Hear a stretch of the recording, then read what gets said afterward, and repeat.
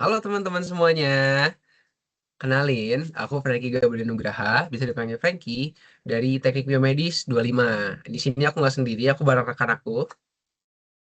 Halo, aku Haidar Ali Hardiantono dari Teknik Telekomunikasi 25. Oke, salam kenal ya semuanya. Jadi pada kesempatan hari ini, pada kesempatan pagi ini, di pagi hari yang cerah ini, kita bakal ngejelasin ke kalian tentang konsep adaptif nih teman-teman. Jadi aku merasa mungkin teman-teman di sini udah pernah atau bahkan sering dengar nih tentang adaptif. Tapi kita bakal coba gali-gali lebih dalam lagi lah tentang materi adaptif ini. Jadi gini teman-teman, eh, ketika kita berada di suatu lingkungan yang baru, dengan dinamika kehidupan bersosial yang baru, dengan masalah-masalah yang baru dan mungkin belum pernah teman-teman jumpai sebelumnya. Contohnya aja gini deh, teman-teman kan sedang di masa transisi nih dari SMA ke kuliah, yang mana eh, itu banyak banget hal-hal yang berubah. Nah, untuk mengatasi itu semua, kita perlu memiliki suatu kemampuan nih teman-teman. Apa sih Kak kemampuan itu namanya? Nah, kemampuan itu namanya adaptif. Nah, adaptif itu apa sih? Nah, sebenarnya adaptif itu memiliki banyak definisi. Contohnya dari Kamus Besar Bahasa Indonesia. Adaptif berarti mudah menyesuaikan diri dengan keadaan. Nah, kalau dari Kamus Besar Bahasa Inggris, yaitu Cambridge, adaptif itu memiliki definisi yaitu berubah dalam situasi yang berubah. Nah, masih banyak lagi definisi adaptif yang lain, tetapi kita dapat mengambil satu kesimpulan bahwa adaptif itu berarti menyesuaikan diri terhadap lingkungan yang ada, lingkungan yang berbeda-beda, seperti itu. Nah, kemudian untuk kita menyesuaikan diri dalam lingkungan perkuliahan, itu ada namanya adaptif tersendiri, yaitu college adjustment, yaitu proses penyesuaian diri yang lebih spesifik dan kompleks.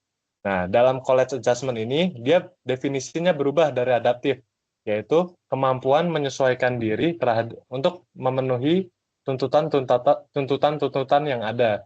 Tuntutannya ada apa aja sih? Tuntutannya ada 5. Yang pertama ada akademik, kemudian ada pribadi, kemudian ada sosial, ada emosi, dan institusi. Nah, kemudian selain itu, college adjustment ini bersifat multifaset. Jadi, indikator keberhasilannya tidak hanya ditentukan oleh satu aspek saja. Apa aja nih, Kak Frankie? Oke, jadi aspek-aspek college adjustment itu ada 4 ya teman-teman semua.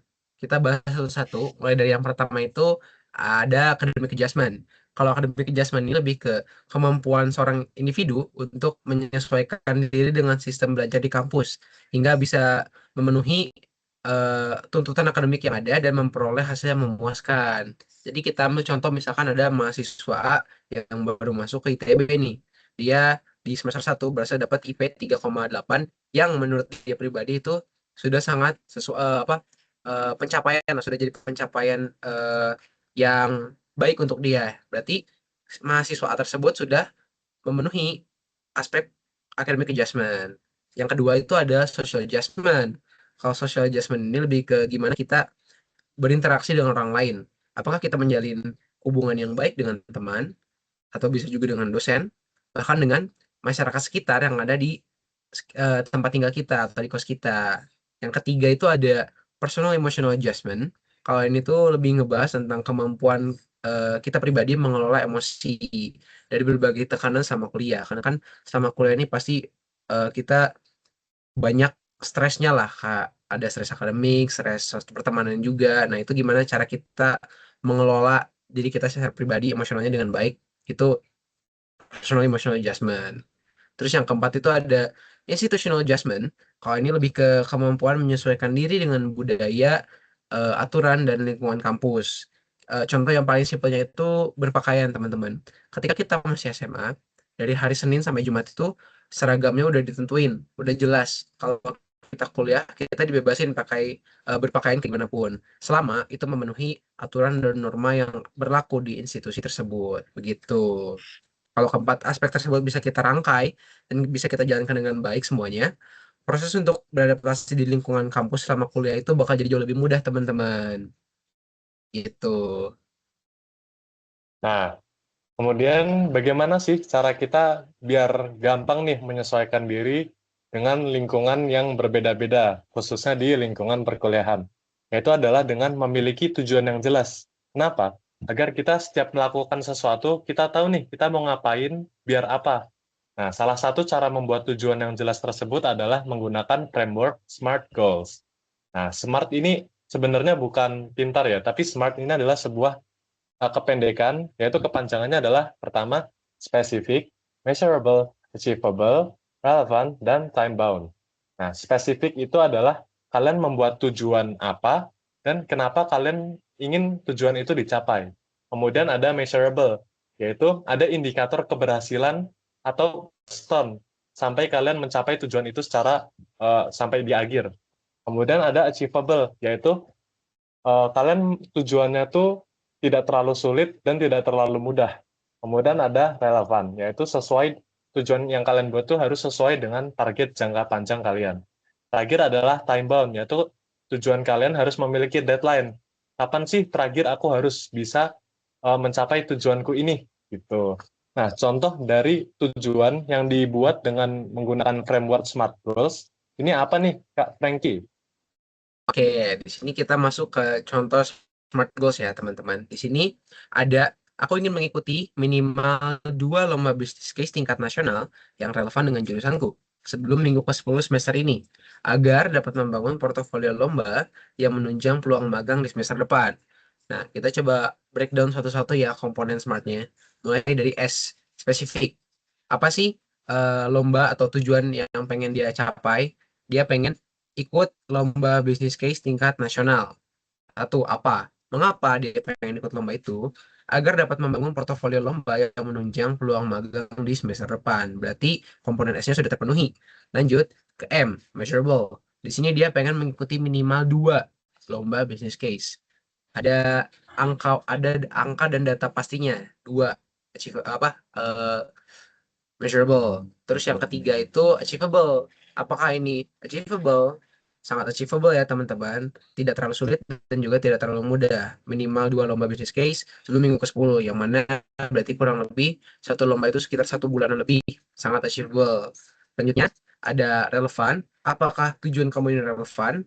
Di sini dia pengen mengikuti lomba business case yang relevan dengan jurusanku. Berarti sudah sesuai nih, sudah sejalan dengan eh, career path-nya dia, dengan tujuan utamanya dia.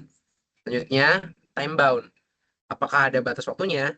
Ada. Di sini dia bilang sebelum minggu ke-10 semester ini. Jadi, eh, contoh ini sudah merangkul semua komponen dari SMART itu. Ada specific, measurable, achievable, relevant, dan time bound. Itu contoh SMART goals yang baik, teman-teman.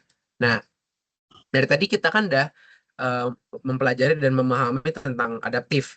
Kalau adjustment juga udah. Terus kita udah melihat contoh smart goals juga. Sekarang tinggal ke implementasinya nih. Jadi di sini kita bakal main games yang namanya Into the Wild, teman-teman. Biar bisa ngerasain dan coba mengimplementasikan secara langsung lah materi-materi yang udah kita pelajarin sebelumnya. Untuk teknisnya gimana nih kali games Into the Wild? Nah, jadi Games Into the Wild ini, kalian akan berperan sebagai korban kapal karam nih. Jadi kalian akan terdampar di sebuah pulau terpencil. Nah, untuk menyelamatkan diri, kalian harus datang ke ujung selatan, karena tim SAR hanya bisa sampai ke sana untuk menyelamatkan kalian. Nah, tapi sebelum kalian berjalan menuju selatan, langkah pertama adalah kalian harus bisa bertahan hidup dulu kan. Nah, yaitu adalah misi pertama. Kalian harus bisa bertahan hidup. Bagaimana caranya? Kalian harus mengumpulkan 3 anak panah yang dapat kalian dapatkan dengan menjawab 3 pertanyaan dari trainer. Nah, untuk aturannya bagaimana? Jadi akan diambil 2 kelompok. 2 kelompok tersebut akan diadu untuk cepat-cepatan menjawab 3 pertanyaan itu. Nah, untuk kelompok yang benar menjawab, dia akan mendapat 1 anak panah, dan lawannya akan mendapat 1 anak panah juga, tapi dengan pengurangan 10 batang emas. Kemudian, jika kedua kelompok salah menjawab, maka eh, kan udah salah menjawab, mendapat pengurangan 10 batang emas. Kemudian mendapat pengurangan 10 batang emas lagi nih untuk mendapatkan anak panah. Jadi, kalau keduanya salah menjawab, total kedua kelompok akan mendapatkan pengurangan 20 batang emas. Kemudian, peraturan ketiga, jika kedua kelompok tidak menjawab sampai 15 detik, maka kedua kelompok akan mendapat pengurangan sebanyak 15 batang emas. Nah, kemudian dalam menjawab pertanyaan, kita tidak boleh curang, kita tidak boleh menggunakan gawai, gadget, dan lain-lain. Jika ketahuan curang, maka akan mendapat pengurangan 25 batang emas. Nah, kemudian setelah kalian menyelesaikan misi pertama ini, kalian mendapat 3 anak panah, kalian bertugas, tujuan kalian selanjutnya adalah berjalan ke selatan nih. Nah, tapi dalam perjalanan itu tidak mudah, ada rintangan. Nah, rintangannya apa nih, Kak Frankie? Oke, jadi di tengah-tengah perjalanan mau ke arah selatan dari pulau itu kalian dihadang sama binatang buas. Nah, ini lanjut ke misi kedua nih teman-teman. Jadi di misi kedua itu ketika dihadang hewan buas, supaya bisa lolos dari hewan buas itu, kalian harus harus menggunakan alat-alat yang kalian miliki sebelumnya untuk membuat api unggun atau bisa juga jebakan lubang yang dimana api unggun dan jebakan lubang ini punya alat dan bahannya masing-masing lah. Apabila ada bahan-bahan yang tidak teman-teman miliki, kalian bisa barter dengan kelompok lain atau bisa membeli barang-barang tersebut ke kami para trainer dengan harga per barangnya itu 25 emas. Nah, tapi di tengah-tengah kalian berdiskusi itu kalian kecurian nih, emas kalian berkurang setengahnya karena dicuri oleh monyet. Begitu. Jadi sebenarnya urgensinya kita main games ini tuh apa sih kali? Apa aja sih yang bisa kita dapetin dari games tadi? Nah, jadi games ini tuh kita belajar bahwa menyusun strategi itu penting. Jadi bagaimana kita agar selamat tuh gimana menjawab pertanyaan dan lain-lain. Kemudian yang kedua adalah berani mengambil risiko. Kan tadi di misi pertama, kalau kita salah menjawab nih, kita mendapat pengurangan 10 batang emas. Tapi dengan kombinasi strategi dan berani mengambil risiko, kita dapat memperhitungkan risikonya dengan strategi yang sudah kita miliki kan. Kemudian kita juga belajar bagaimana cara menyesuaikan diri. Di misi kedua kan tiba-tiba ada monyet datang tuh, terus emasnya berkurang 50%. Nah, itu kita belajar bagaimana cara kita menyesuaikan diri dengan keadaan yang berubah tersebut. Kemudian kita harus proaktif. Kita harus ikut dalam diskusi, harus ikut bertanya, harus ikut berusaha untuk barter dengan kelompok lain, dengan pedagang. Nah, kemudian kita juga belajar bagaimana cara bekerja sama, nah dengan kemudian tidak enggan meminta bantuan, dan kita belajar bagaimana menyampaikan apa yang kita inginkan. Nah, itu adalah komunikasi asertif. Tapi sebenarnya komunikasi asertif yang lebih detail tuh apa sih, Kak Frankie? Oke, di sini mungkin teman-teman belum terlalu familiar ya sama yang namanya komunikasi asertif. Intinya, komunikasi asertif ini lebih ke gimana kita tuh bisa menyampaikan pendapat kita, bisa mengatakan isi hati kita dengan jujur tanpa menyakiti perasaan lawan bicara kita, tanpa menyinggung lawan bicara kita. Nah, di sini kita ada tips untuk bisa berkomunikasi dengan asertif dengan baik, yaitu dengan yang namanya tenang. Tenang itu adalah akronim dari mulai dari T ke pause. Jadi teman-teman bisa ambil jeda dulu sebelum merespons biar nggak reaktif. Contohnya ketika saat sedang emosi tinggi, teman-teman bisa coba tenangin diri dulu, sabar dulu, take a pause, jangan ngomong dulu, pikirin dulu apa yang mau teman-teman katakan sebelum berbicara. Terus yang kedua ada ekspresi nonverbal, itu gimana mimik wajah kita, gimana bahasa tubuh kita ketika menyampaikan pesan. Terus yang ketiga itu ada nyatakan dengan jelas. Di sini maksud dari nyatakan dengan jelas itu coba sampaikan apa yang ingin teman-teman katakan, maksud teman-teman itu dengan langsung dan spesifik, jangan berputar-putar atau bahkan menyudutkan orang lain. Yang keempat ada aku bukan kamu, itu I statement, not you statement. Jadi karena dengan I statement itu lebih memfokuskan kepada perasaan, sedangkan you statement itu lebih kayak ngejudge, lebih cenderung menyalahkan dan membuat orang tersebut jadi apa ya, lebih defensif lah. Terus ada N, niat baik dan respect. Jadi lebih fokus ke perbaikan, bukan menyalahkan orang lain. Jadi tolong banget ingat kalau tujuan teman-teman menyampaikan sesuatu itu untuk memperbaiki situasi, bukan untuk mencari siapa yang salah atau menyudutkan pihak-pihak tertentu. Terus yang terakhir ada goalnya situasi lebih baik. Jadi pastikan setiap apa yang teman-teman katakan itu mengarah ke solusi, bukan malah ke masalah yang baru gitu.